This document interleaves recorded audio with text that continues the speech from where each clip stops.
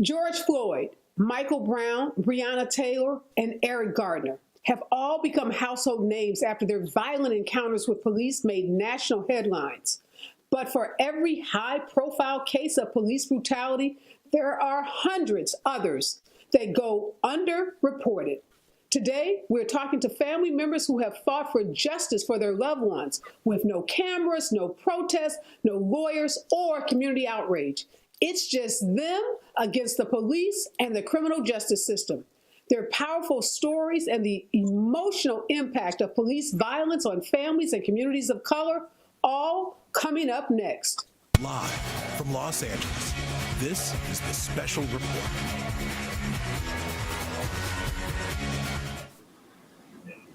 Police shoot and kill nearly 1,000 people each year in the United States. Blacks are shot at a disproportionate rate. We account for less than 13% of the population, but are killed by police at more than twice the rates of whites. For all of the criticism of the media over the last 4 years, when it comes to holding police accountable for shooting and killing unarmed Black men and women, getting media attention can be critical. From the officers involved in the murder of George Floyd to Philando Castile, community outrage, widespread protests, and constant media stories played a role in the prosecutions of the officers involved. In the absence of such attention, families are left to go it alone and endure years of trauma, and police are able to avoid public and transparency. This reality isn't stopping my next guest from continuing their quest for justice. But what is the emotional toll on them, their families, and the community from constantly having to relive their tragedies? Here from my leadoff panel is Amity Dimmock. Her 21-year-old autistic son, Kobe, was shot by police in Brooklyn Park, Minnesota, and no charges were ever filed against the officers. Good morning and welcome, Amity. Good morning. Thank you for having me here. And it was Brooklyn Center right next door to Brooklyn Park. Thank you for that correction. First of all, I just want to say my condolences to you on the loss of your son. I have a son who's on the autism spectrum. So when I hear stories of kids with autism being impacted by police violence, that's so near and dear to my own heart because I have that fear of my own son. So tell us a little about your son, Kobe. Well, I'd like to first start off by saying, as a parent of somebody on the autism spectrum, that 4 days before this happened, I actually said out loud at a board meeting that I had fear that I would get a call saying that my son was murdered by the police. And I literally got that call 4 days later. So as far as, us parents being fearful, I was so fearful even before this happened that I was able to say it out loud. Wow. And then it happened. So I think that's really important. And when that board executive director asked me how I felt about having said that just 4 days before, I said, well, I think that's indicative of how big the problem is. Yeah. Which is exactly why I had that fear. So, yeah, I know I read something about, I read some of the articles about your son, and I know that there was, in your case, the police were actually called to your home when your son was killed in your home. Can you tell us what led to the police being called and him ultimately being shot by police? Yes, he lived with his grandparents in Brooklyn Center, and he had a Wendy's order get messed up, and so he got upset. And I don't know exactly what transpired, but him and the grandfather argued, so the grandfather just left him there. It was only like 6 blocks from the home. My son came back very angry and was threatening to hurt himself. And so the grandfather called the police. My son instantly calmed down. And so the grandfather called the police and said, Kobe's just fine. We don't need your assistance. And they chose to come anyhow. And even when they got there, you could see that everything was calm. And 2 of the officers decided they needed to go inside anyhow. Started searching my son, put him in the middle of a room on a chair. He complied completely for 12 minutes. After about 12 minutes, he was just, overwhelmed and just put his head into his hands and started crying. And, you know, you can't tell the configuration of the house, but then he just got up to run, and he was going to run out the house, which would have led to the back door. But all of these officers that had responded knew my son, knew that he had a propensity to hurt himself because they had responded a few months prior where he had stabbed himself in the stomach. So they know that he does the self-harm.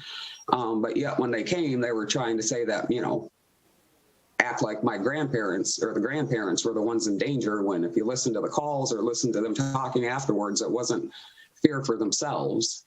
And what happened when he got up to run, it just tased and multiple shots all at the same time, and that was that. So they killed him in his own home in front of his grandmother on a reversed 911 call because everything was fine. When they finally decided that they weren't going to charge the officers, and the district attorney put the report out, which, by the way, they've never sat down and talked to us about, and didn't have a press conference because of COVID and all that stuff. But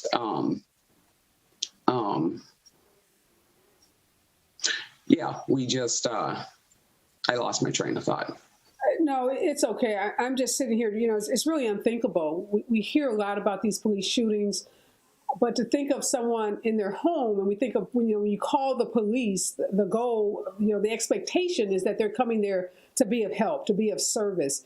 And Yeah. that a call to the police, where you said the grandfather said that, you know, they weren't even needed, you know, after he made the call, that it would end in such a tragedy is really unthinkable.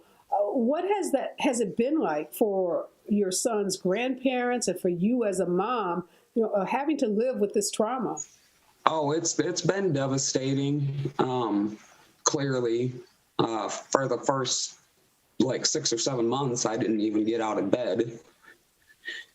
And then George Floyd happened, and felt the need to fight, and literally, like, I don't even feel well today, literally fighting to the point of sickness. And I know the grandmother has been in the hospital for the last 10 days. Got a call that yesterday the grandfather fell at a park and was asking for the grandmother, and apparently wasn't even aware that she was like in the hospital. So it's really important for me that we get justice before anything happens to them. So the police that were called to your house, you said they knew your son. Did anyone on that police, you know, that arrived, do you know if they had any training on how to deal with, you know, kids or young adults with autism, or kids who had, you know, mental health issues? You know, were they equipped to address your son's need in a way that would de-escalate rather than escalate the situation? I don't think so. Oh, I know I know what I was going to say earlier. The DA report started out by saying that they use de-escalation techniques. And so I took the report and threw it across the room, because how can you de-escalate an already de-escalated situation? Yeah. So when I got to that, one of the first paragraphs, I knew that the report was crap, because the situation was already de-escalated, and they came in and made it worse.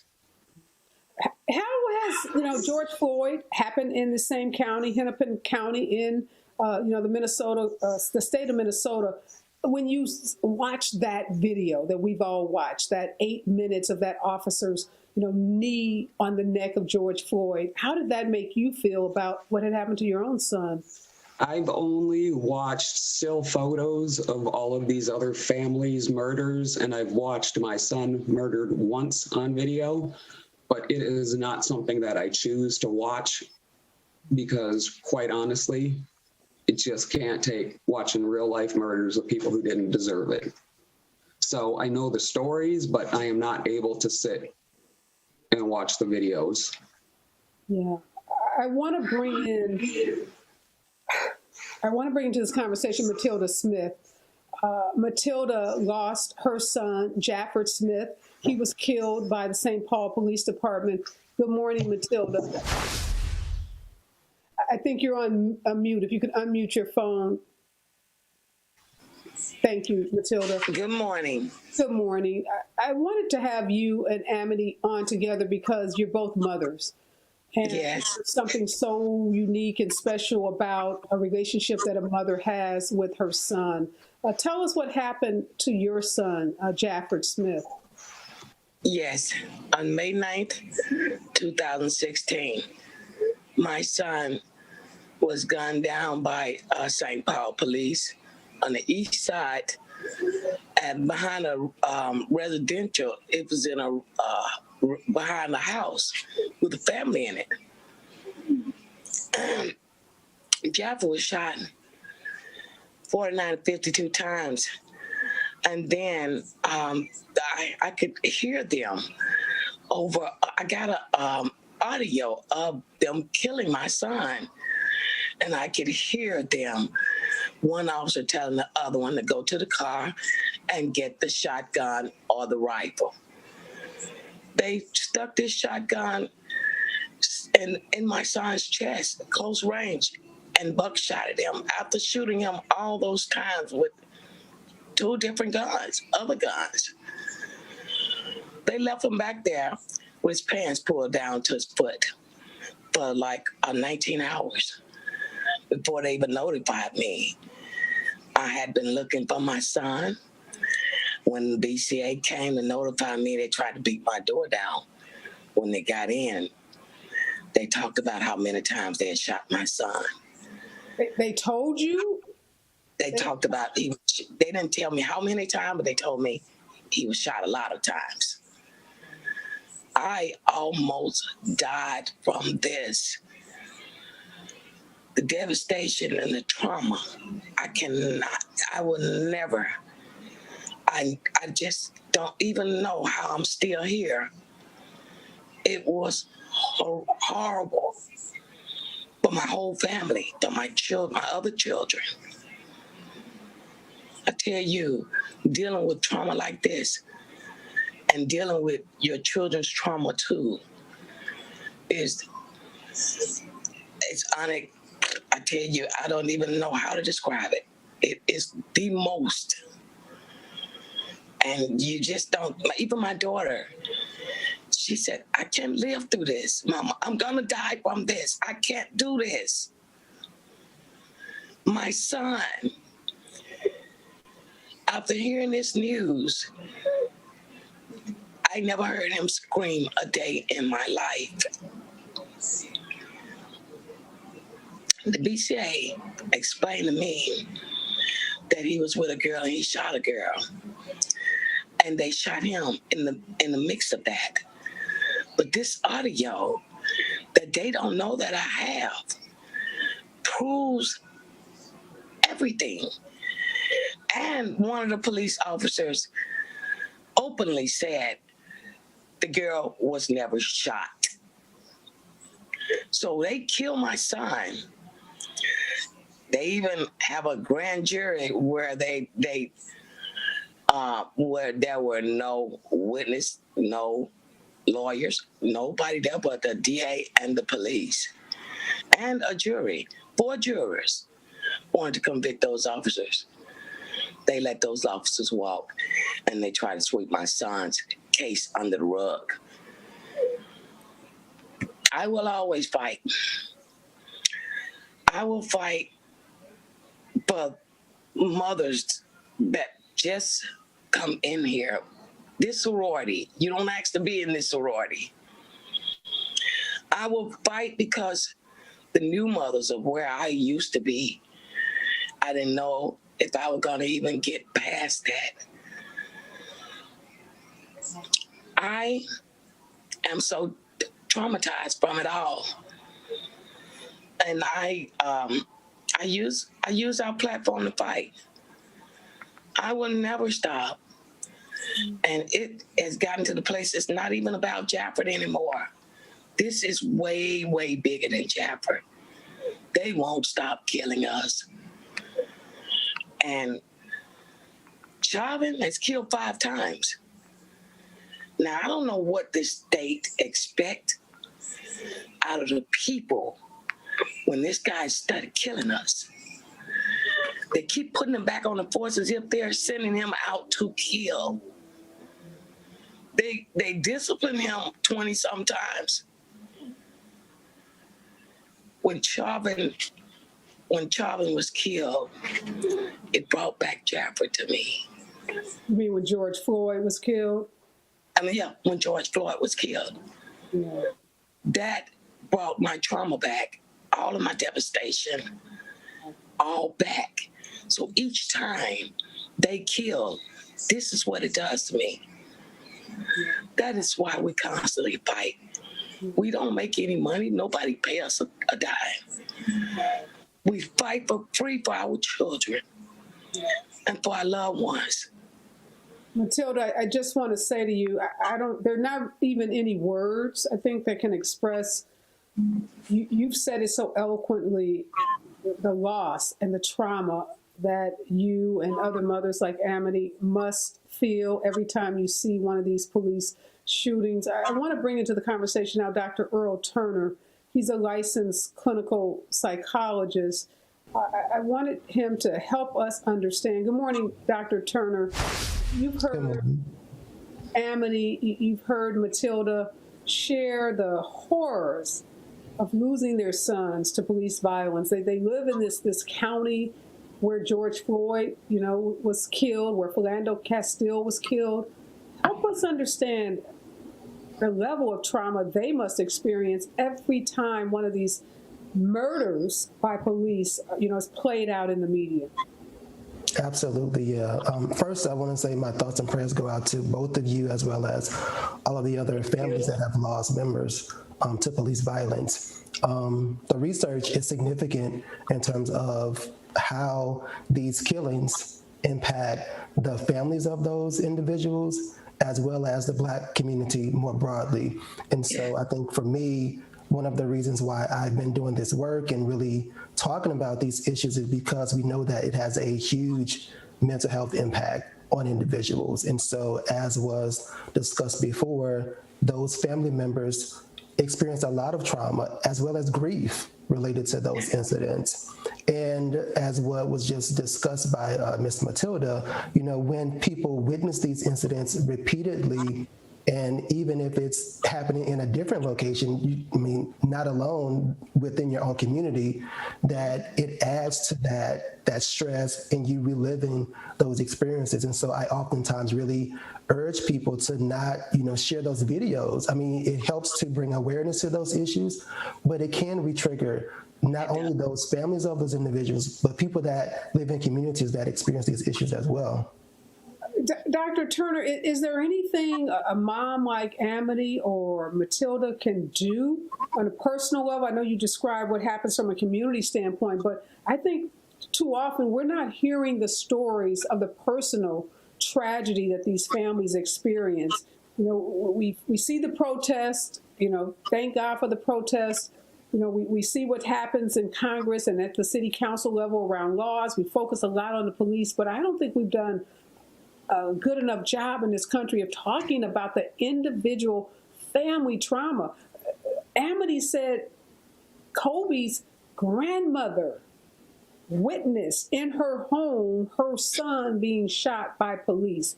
Matilda says she heard her son on this audio being shot by police. I just don't know how does a mother move past that kind of trauma? Yeah, obviously, as a psychologist and mental health professional, I always stress the importance of trying to find, a licensed therapist or a psychologist to help families work through those things and process that grief.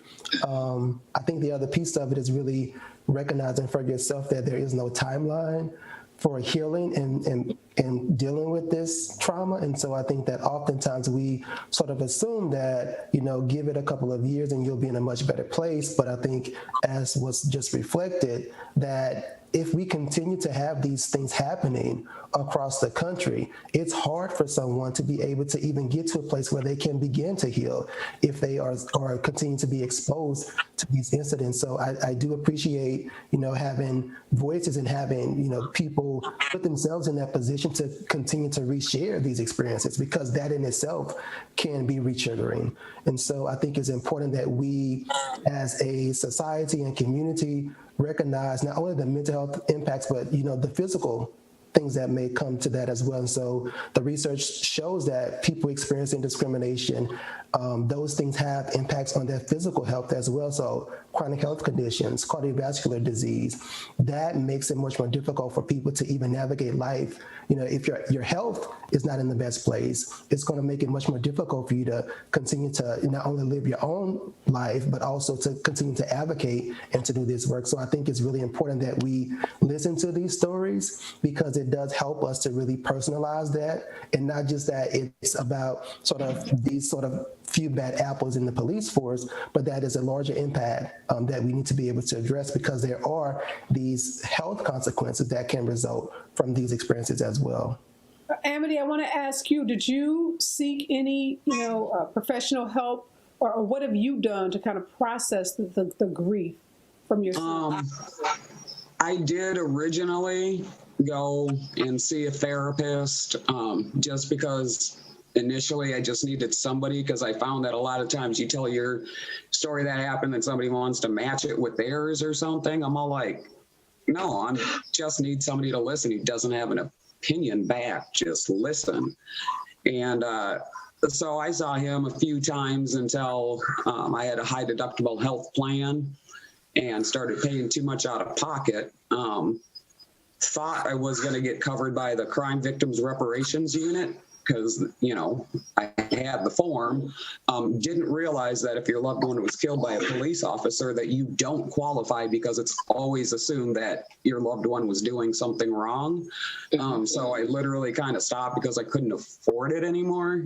And, but through my general practitioner, I'm at like the most elevated levels of antidepressants and also anxiety meds.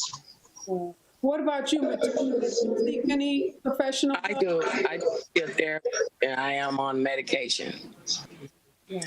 So I have to take this medication every day because it's needed. And I do see a therapist.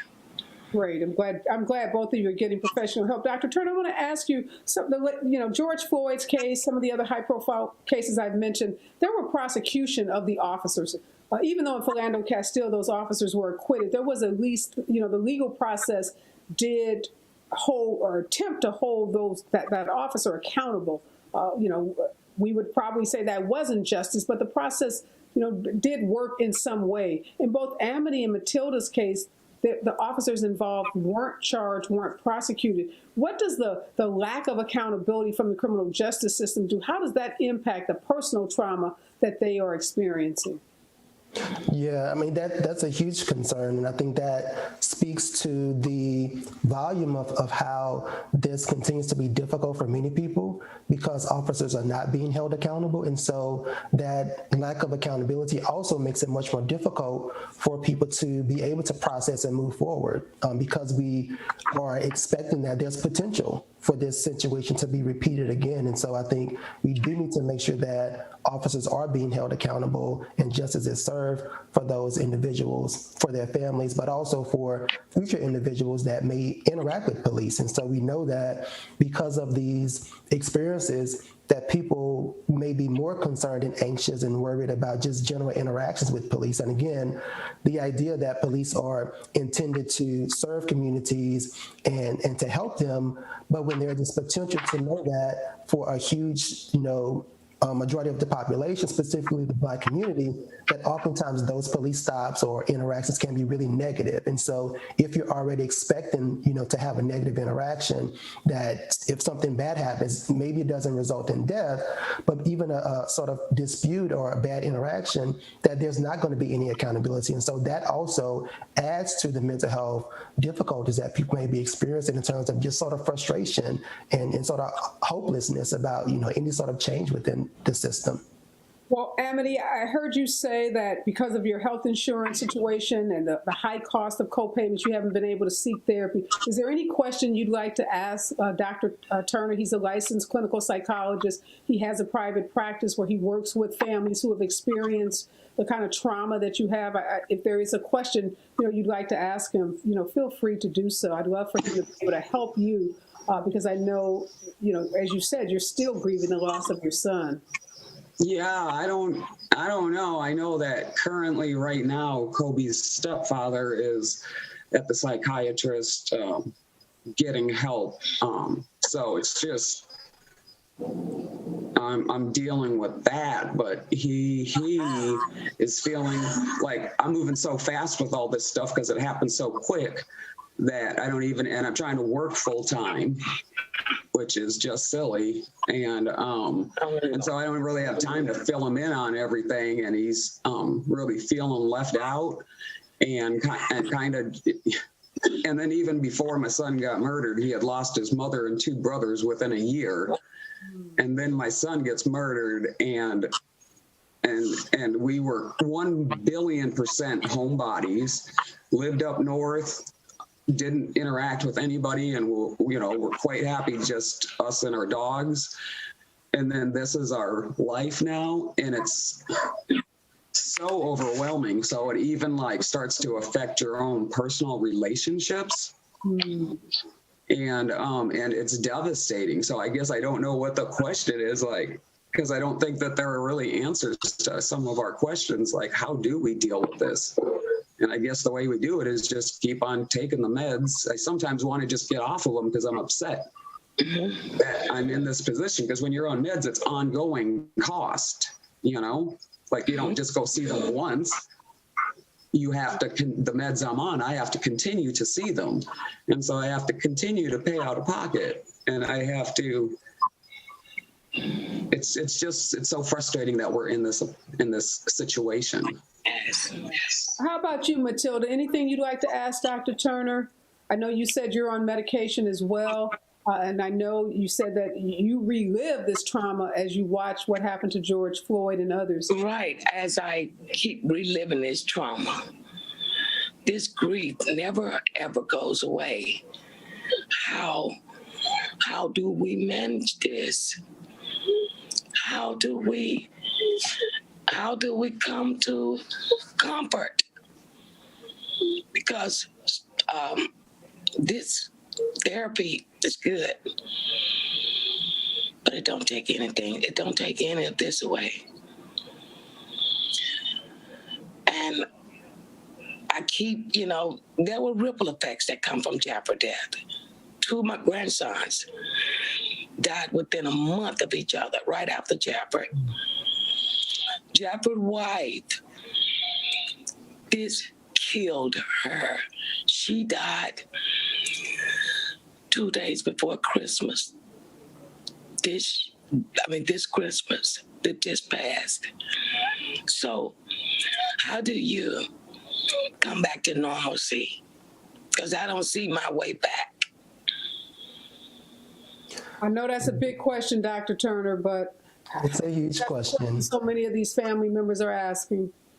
Yeah, well, I think, I want to go back to the point that Amity mentioned before about deciding who to talk to about these types of things. I think it really is important that you can find a person that is going to be able to just listen, because it can be really difficult when you're trying to process these things and people want to help you problem solve. And sometimes you just need to have someone that you can sort of lean on to listen. So I think it is really helpful to find someone that's really going to be helpful just to sort of listen. And therapy can do that sometimes, but also as both of you probably know from those experiences, that it's work. And so even therapy sometimes can not always make you feel good. And I always tell my clients that, sometimes that therapy session, you're going to feel worse after that than when you went in. And so I think that's also important for people to recognize that therapy is helpful, but it's work, and it also can make you feel drained and negative about life after those experiences. I've never been so tired in my life. Yeah, it's work. And so I think, just to sort of go back to the point, Matilda, about sort of the grief, I think one, just sort of accepting that it's going to come in waves. And I think that that's probably one of the hardest parts about grief, is that you're going to have a couple good days, you're going to have some bad days, you're going to have a lot of bad days, and then you're going to feel, anger all of those negative emotions that come along with grief, and that's okay. And I think sometimes we want to stop those feelings, and sometimes people tell us that, it's going to get better, but that's not how you feel in that moment. And so I think you want to honor those feelings and allow yourself to feel that hurt and that pain and that anger, whatever is going on in that moment, because that getting in touch with those feelings is part of that healing process. And I think it can be unhealthy sometimes to try to turn those things off. So I know that it's hard, and I obviously can't imagine the pain and the things that you're going through, but part of that healing process, we have to sort of go through those negative feelings that make us feel really, really bad inside. But once we get through those things, we feel so much better. So I think, just trying to honor those things, and it's going to be tough, but that is helpful and part of the healing process. I just want to. I do actually have a question. Matilda mentioned something that made me think of a question. She mentioned about being tired. And, before all this, I used to operate on 4 to 6 hours of sleep. So I was able to do all the stuff in my life that I needed to get done, work, get the stuff done, have downtime, all that stuff. And now I feel like I need 10 to 12 hours a day. And if I'm working in an 8-hour work shift, and then I'm trying to do all this in 4 hours, what can we do to give ourselves some energy and get me out of bed? I'm sorry, this is just so hard doing these things. Oh, in my heart, I'm so sorry, Emily and Matilda. You guys are so courageous to share your stories. We really cried together, and we have really been through a lot together. And each time we hear each other's story, it's so hurtful. It is so hurtful. And we have to do it over and over to try to make a difference. Yes, we do have to. Well, it really speaks to the resilience of Black women and Black mothers, and I'm just so grateful. I don't even know what to say, and I'm rarely lost for words, but your courage, your strength, and I know, as Dr. Turner said, we can't, having not lost a child, and particularly my son is on the autism spectrum, it's just unthinkable. I can't. Well, I'm doing what I can to make sure nothing happens to your son or anybody else. Me too. We all are. We will fight. We will fight we will fight. We will nonstop fight. We will nonstop each time. You ladies are so amazing, and I just thank you so much. Our prayers are with you. Anything we can do to help you, we're here for you. Again, just thank you so much for having the courage, not just to, as you said, do this for your sons, but for all the Black boys and men in this country who've been subjected, men and women, because we've talked about women too, and on the show a whole lot, that have been subjected to police violence. Keep fighting, keep standing up, and keep being strong. As a community, we're standing with you. We stand in solidarity with you. We love you. Our arms are wrapped around you. And thank you all so much. Thank you so much. Together as a community. All right, Dr. Turner, you're going to stay with me, because as heartbreaking as those stories are, we're not done yet. I want to bring into this conversation Tashira Agaraway. Tashira's fiance and father of her teen son was beaten by the St. Paul police, and he was found in a trash dumpster. And Tashira is the reason we're here today, because she started a group to help families fight back. Good morning, Tashira, and thank you so much for joining us. Condolences on the loss of your fiance, Justin. You know, you sent us a picture of Justin. We couldn't even show it. It was so graphic and so tragic. Tell us what happened to Justin. Yes, thank you for having me. Can you guys hear me well? Yeah, we hear you. August 19, 2009, Justin was pulled over by the St. Paul police here in Minnesota. he did get out of the car. He did run on foot. However, our family was told when they came to look for Justin, they never told us that he was pulled over. They told us that he was in a car accident and that he was missing from the scene of an accident. We later found out that they had in fact pulled him over. So that was the beginning of the story being twisted. And it was so many more things that happened. Once we viewed a video that the St. Paul police here in Minnesota would not let us view, would not let our family view. The lady who did the autopsy on Justin's body let us look at the video that the police refused to let us watch. We see that the police catch Justin on the video, and then the video goes blank. So it is clear that the video has been edited and tampered with. At that point, we started trying to seek legal counsel. But at that time in 2009, this was before a movement. And this was when these murders were really swept under the rug. Yeah. So once we started questioning the St. Paul Police Department more, trying to get answers, that is when the harassment started. That's when the police would follow me to the store with my son in the car, follow his mother, sit outside my home, sit outside Justin's mother's home.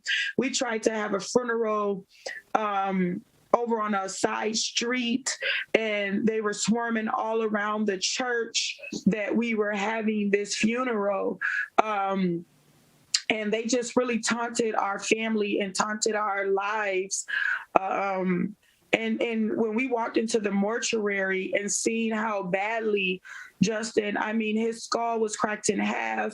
His head was the size of a basketball. His wrist was detached from his arms. He had dog bites on his body. It was the most horrific, inhumane thing I had ever seen. And I actually worked with Emmett Till's family, and they look at these pictures and they said it reminds them of Emmett Till. This was a 2009 Emmett Till here in the state of Minnesota. So my whole point that I try to make to everyone is that there is hundreds of murders here in the state of Minnesota prior to George Floyd, and it got so out of hand that an officer felt entitled or invincible enough that he went ahead and killed a man on the street in broad daylight while being recorded. That is because this has been allowed to happen, and we have been in the legislative rooms pleading for help prior to George Floyd, and nothing changed. No laws changed, nothing. So it's just something, it is the most inhumane thing what they did to our family. They put these false reports. They lied. They even lied about where the incident actually occurred.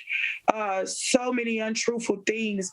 But Justin was brutally beaten and thrown in a dumpster, and then the dump truck picked up the dumpster, and he came through in Inver Grove Heights, a suburb here in Minnesota. They had threw him in a recycling bin. So he came through on the rest of, on the flatbed with the rest of the recycling material. I believe that they may have thought that they threw him in the regular trash where he would just be missing, but they mistakenly threw him in a recycling, which gets sorted.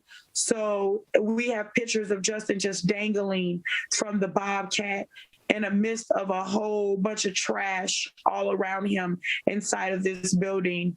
And I had to live with those images when I walked into the mortuary with his eyes punched in, that, and I have a 14-year-old son with Justin. I have Justin Jr., my son. And it's scary because the man who killed George Floyd, his home was 11 minutes away from my home and walking distance from my home. And they left Chauvin, this man who obviously needed to be out of the public, they left him in the public for almost a week before they arrested him. And the only reason they arrested him is because of the protests and the riots that started. Otherwise, he would probably still be living walking distance away from me and my son, who already experienced police brutality and violence and murder. Imagine what that felt like for me as a mother with a son, a Black son that has the same name as his father, Justin Tigan Jr., living walking distance away from a man that killed someone for the world to see. Yeah. Matilda, I don't even know where to start. We hear these stories, we've seen the images. I don't think, and again, I did see the picture that you sent us. We made a decision, our production team, not to use that photo. I don't think anybody could see that photo and be okay. And I don't know how, we talk about the resilience, Dr. Turner, of Black women, but boy, this is too much. I mean, people, we're strong, and Black women are the strongest of the strong, but to have to endure, to have to see your loved one, and what Matilda is saying is no exaggeration. The photos that sent us, I'm sorry, Tashira, what she is saying is not an exaggeration. That was the condition of Justin's body. Yes. This is, even though it's 11 years, she tells it, Dr. Turner, as if it was yesterday, because I'm sure for her that pain is as real today as it was 11 years ago. Absolutely. And I think, one of the things that you sort of touched on earlier was the fact that this officer has continued to be out in the community. And so that doesn't help people to be able to move forward with their lives, knowing that they can, even themselves, given sort of the proximity concerns that was just mentioned, maybe there's another interaction that you could potentially have with this person. And so I think that those types of things makes it really difficult in terms of people's psychological and mental health functioning. Yeah. So I know, Tashira, you're asking that district attorney in the county, Hennepin County, to reopen your fiance's case. Yes. Where does that stand? Have they responded? So what we are here in Minnesota, along with me starting the support group in my organization, Family Supporting Families Against Police Violence. I am also working on legislative demands. We're trying to get the statute of limitation for wrongful death removed, because there's only a 3-year time limit that people have to bring forth their cases. And families are mourning in that time. Hurting beyond words. When Justin was murdered, all we could think about was the fact that he was found in a trash, his mother and I. And so in addition to the family's mourning, there's also harassment that starts once you start asking questions and digging through the case. In addition to that, the police are illegally holding open these cases and not releasing the evidence that is belonging to the families. So the videos that are supposed to be released, we were not able to watch those by the police department. And so with all of that happening, the time is ticking. You look up in that 3-year window that they know about, is you can't bring forth anything. And so that is what I am strongly fighting for right now. As far as support, we have no support outside of each other. That is why the support group is so important, because we can come together, we can talk, and this is a different type of situation. When your loved one is murdered by police, it's a different ball game versus if a regular civilian on the street kills your loved one. And like Amity talked about, she was denied for services by something called the Crime Victims Justice Unit. That's a reparation board here in the state of Minnesota that helps families with mental health services. They help pay for it. They help pay for funeral costs, and they help pay if the person had children, like I did with Justin, $400 a month until the child is 18. But if your loved one is killed by police, it is assumed that your loved one is not a victim and that they did something to receive that treatment that they received. And as we've seen with George Floyd, that's simply not true. And we don't qualify for the services. So any donation that I receive, I'm splitting it up amongst the families to get groceries or pay a bill bill, light bill, whatever they need. But I don't have much, you know, and sometimes I'm coming out of my own pocket to help the families. But it's what God has compelled my heart to do. And it's heartbreaking that this state does not provide any support, any mental health services or anything. Some of these families cannot afford, you know, I am sending, helping families to try to get mental health services. It's really hard. Do you have, this story is just so overwhelming, I think, to all of us, to share listening to you. First of all, you are incredible. I mean, you've walked through one of the most difficult things I think anybody would have to walk through. You have a son that you have to try to explain this to. You're having to raise your son as a single mom, but yet you found the strength and courage to put together a support group so that you could have family and community and network, which I know Dr. Turner would agree is so important to moving through the stages of grief. But Dr. Turner, any advice, recommendations, or information you can give to Shira and her group? Because she's right, mental health services assume that you have money, that you have health insurance, that you have access. And we know in this country that our mental health system is fragmented. There are tremendous barriers to accessing mental health. There's stigma. Is there anything you can give to Shira that she can take back to her group that can help some of these moms get the kind of mental health services that they need? Absolutely. Well, I agree with you and commend the work that you're doing to help support families and communities, because that sense of connection is really important to getting through this process. One of the things that I oftentimes talk with people about is that it's really helpful to try to advocate for yourself and inquire from licensed professionals and therapists and counselors if they offer any sort of pro bono services or even reduced rates. So, I mean, therapy is not cheap. And so I think that it's really important for families to ask about that. Many times, providers don't list that information on their websites, and so people don't know that there's an option for that. And so not everyone does that, but some people will offer, you know, maybe a $10 or $20 appointment that can be able to sort of assist you.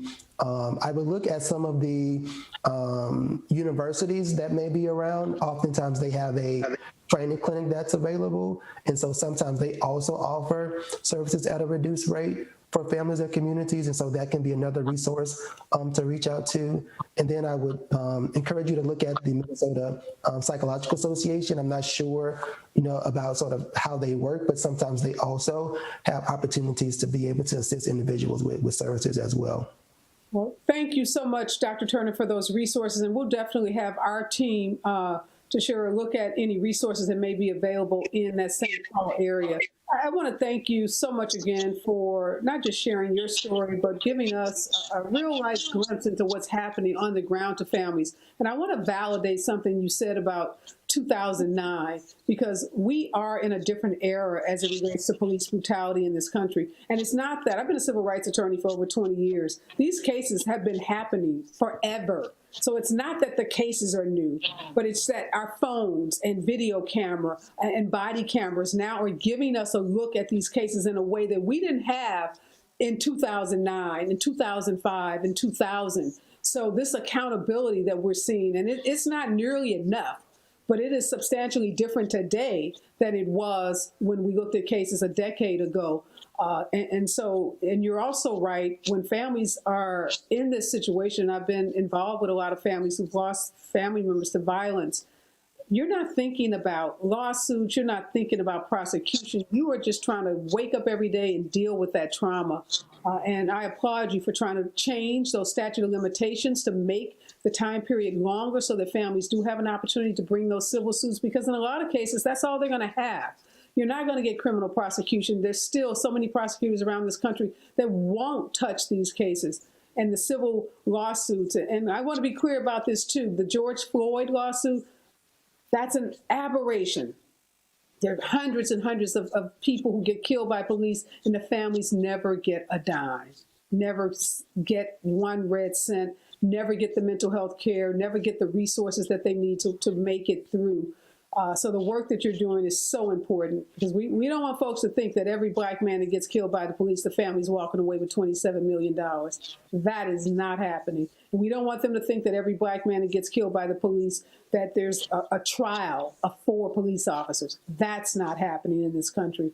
So the work that you're doing to raise awareness about these issues is just life-changing. And again, thank you so much. And thank you for putting these moms together.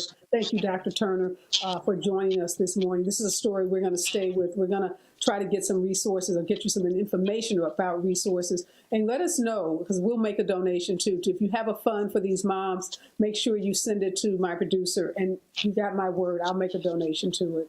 Again, thank you so much. Thank you.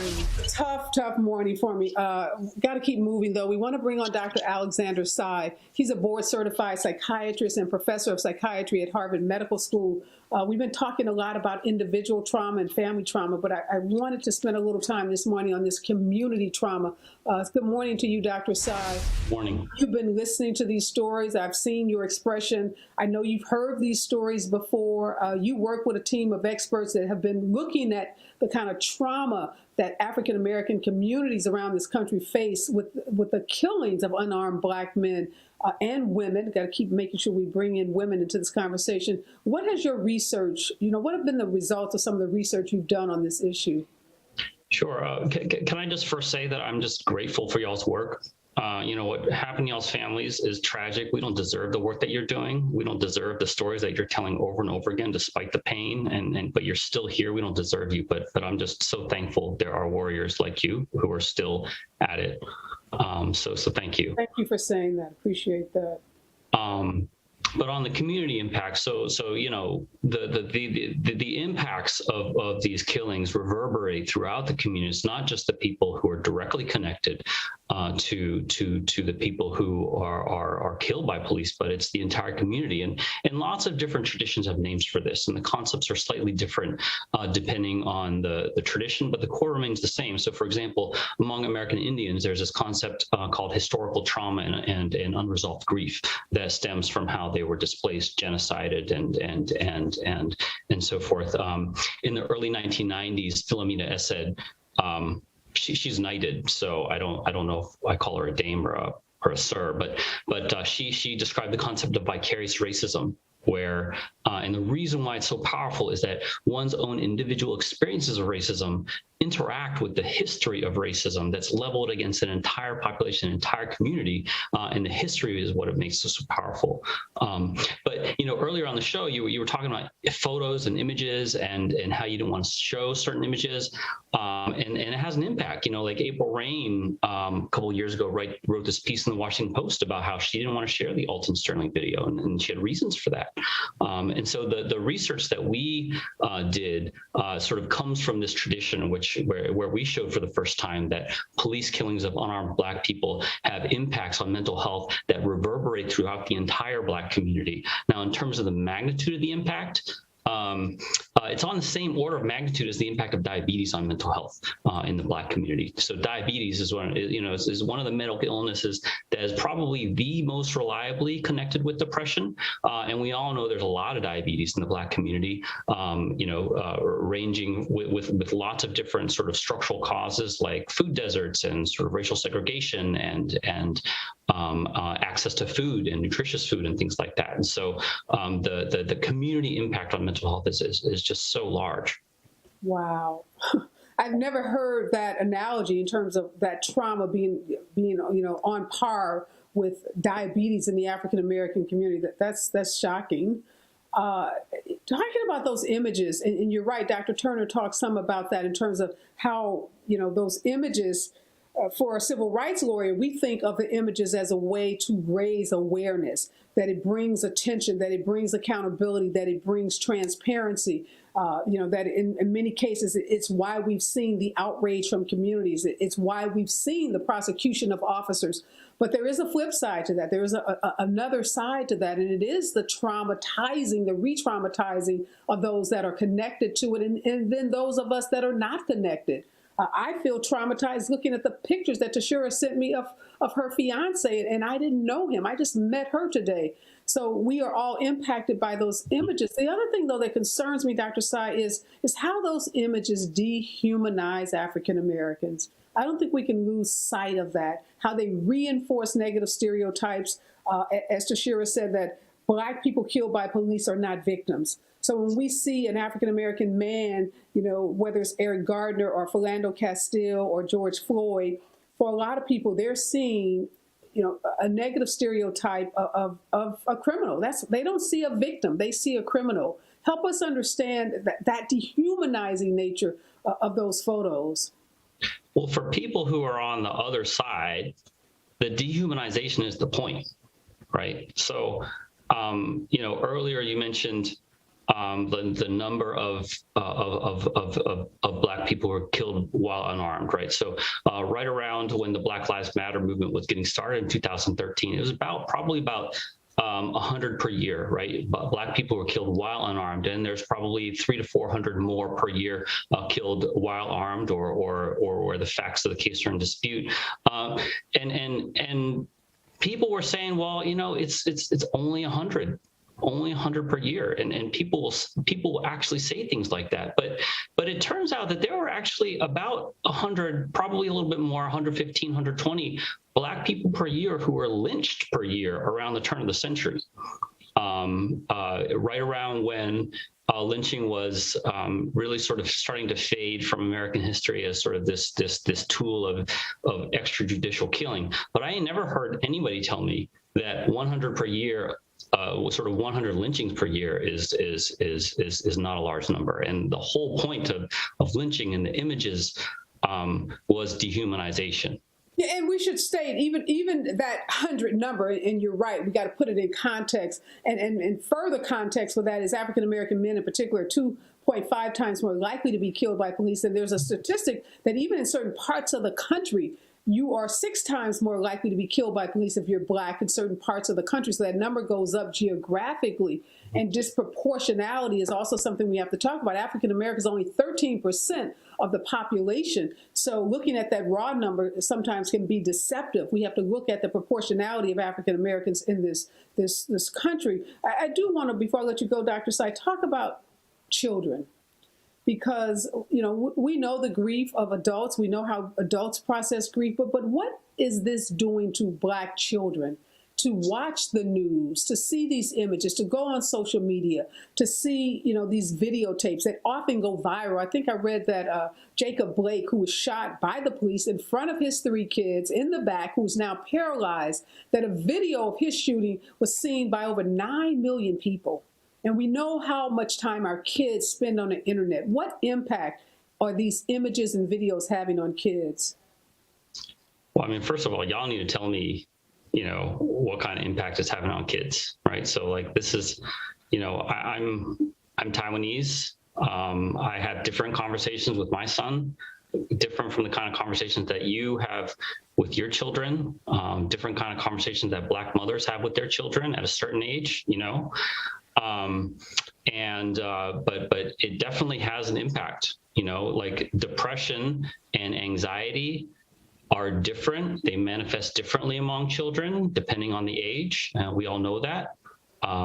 But certainly being exposed to images or even being exposed to conversations about kind of what's going on in the world has enormous impacts on children. And Black fathers and mothers are trying to navigate that every day in terms of the kind of conversations they have when their kids reach a certain age about dealing with the police and so forth. Call it the talk.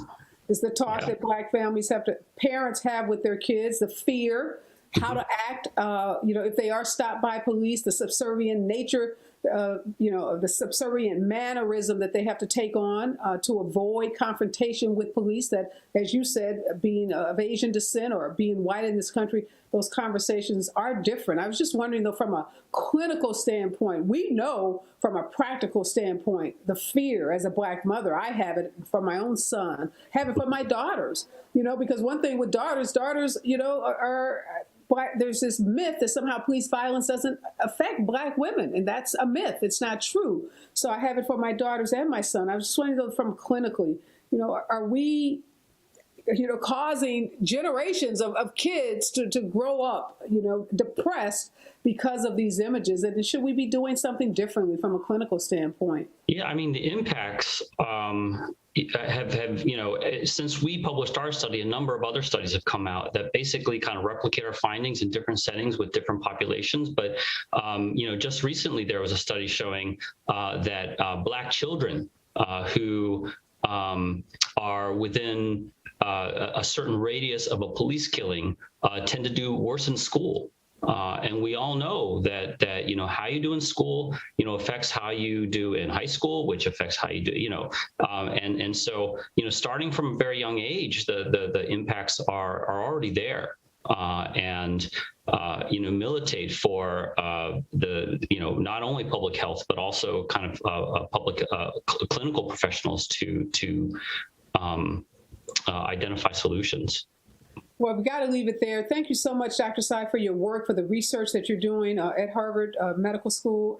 And thank you for mentioning that other study. I hadn't seen that. Not surprised. Of course, kids who are exposed to trauma do worse in schools. We know that. We know Black kids that live in neighborhoods where they're exposed to trauma have significant difficulties in education in school. And as you said, that then translates into the job market and every aspect of their lives, relationships, et cetera. So again, thank you for mentioning that study. Again, thank you for joining us this morning, and thank you for having me. Wow, I want to thank all of my guests today, and thanks to all of my viewers. This was an emotional show. You can't talk about the murders of Black men and women without really discussing the trauma. And I'm so grateful for the mothers who are willing to share their stories, for Tashira, who was engaged to Justin, who was willing to share her story. Tashira has walked through that grief with such remarkable courage, and she's found a purpose. Her personal tragedy has given her purpose, and that is creating this network of mothers. And we're going to do everything we can to help that network. Just some words to live by before I get out. It ain't that complicated. Yeah, let me just say that again. It really ain't that complicated. Police shootings and racism cause trauma. That is well established. We know collectively they have a profound impact on the mental health of African Americans, and as Dr. Tsai just told us, Black children in particular. The solution to ending the trauma caused by police killings of African Americans is to end the killings of African Americans by police. Let me say it again. The solution to ending the trauma caused by police killings of African Americans is to end the killings of African Americans by police. Let that sink in. I'm out, y'all. Wear your mask. Be safe out there. And remember, we're all in this together.